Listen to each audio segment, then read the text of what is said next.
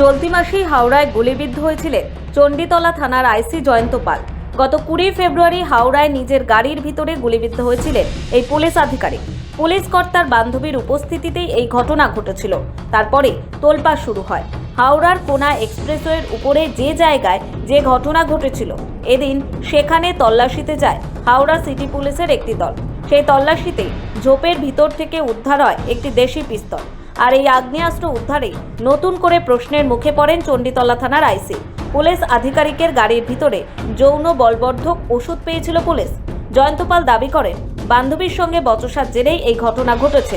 আবার ওই পুলিশ আধিকারিকের বান্ধবীর দাবি তিনি গুলি চলতেই দেখেননি। এসবের মাঝেই এবার চণ্ডীতলা থানার আইসি জয়ন্ত পালকে সাসপেন্ড করা হলো। মঙ্গলবার উপরমহল থেকে এই নির্দেশ এসেছে। পুলিশি জেরায় উঠে এসেছে কেন বান্ধবী ফোন ধরেননি তা জানতে হাওড়ার দালালপুকুর এলাকায় তিনি গিয়েছিলেন। শিবপুর থানা এলাকার একটি গলিতে দাঁড়িয়ে বান্ধবীর সঙ্গে ঝগড়া করেন তিনি। এরপর একটি দেশি পিস্তল দিয়ে নিজেকেই নিজে গুলি করেন। ফেরত যাওয়ার সময় সঙ্গীদের একটি জঞ্জালের ভ্যাটে পিস্তলটি ফেলে দিতে বলেন তিনি। কে তার উপর গুলি চালালো, নাকি তিনি নিজেই আত্মঘাতী হতে চেয়েছিলেন, সেই প্রশ্ন উঠেছিল। ঘটনায় পুলিশ মহলেও যথেষ্ট শোরগোল পড়ে যায়। হাওড়া সিটি পুলিশ তদন্তে নেমে তাকে জিজ্ঞাসাবাদ করে। তদন্তকারীদের তিনি শুরু থেকেই বিভ্রান্ত করার চেষ্টা করছিলেন। এরপরই ওই এলাকার সিসিটিভি ফুটেজ পরীক্ষা করেন তদন্তকারীরা। সিসিটিভি ফুটেজে দেখা গিয়েছে নিজেকেই নিজে গুলি করছেন জয়ন্ত। এসবের মাঝেই এবার সাসপেন্ড করা হলো জয়ন্ত পালকে। আরও জানা গিয়েছে অভিযুক্ত পুলিশ আধিকারিক ছুটিতে ছিলেন না, তবুও তিনি নিজের এলাকা ছেড়ে অন্য এলাকায় গিয়েছিলেন। তাই সাসপেন্ড করা হলো পুলিশ আধিকারিককে।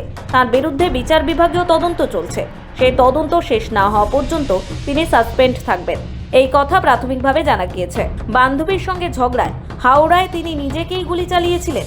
ঘটনার পর থেকে তিনি তদন্তকারীদের বিভ্রান্ত করার চেষ্টাও করছিলেন বলে খবর। ইতিমধ্যে জয়ন্ত পালের বিরুদ্ধে একাধিক অভিযোগ আগেই উঠেছে। তার একাধিক সম্পত্তির হদিশও পাওয়া গিয়েছে। কর্মক্ষেত্রে অত্যন্ত বদমেজাজি বলে তিনি পরিচিত। ঊর্ধ্বতন কর্তৃপক্ষকে না জানিয়ে কেন তিনি হাওড়া গিয়েছিলেন, সেই প্রশ্ন উঠেছে। পুলিশ সূত্রে জানা গিয়েছে ঘটনার তদন্ত চললেও আপাতত পুলিশ তাকে হেফাজতে নিচ্ছে না। গুলি লাগার পর তিনি হাসপাতালে ভর্তি ছিলেন। সুস্থ হলে তাকে হাসপাতাল থেকে ছেড়ে দেওয়া হয়। জয়ন্ত পালের বান্ধবীকেও গোটা ঘটনায় জিজ্ঞাসাবাদ করা হয়েছে বলে খবর। ওই দেশি পিস্তলটিও উদ্ধার হয়েছে।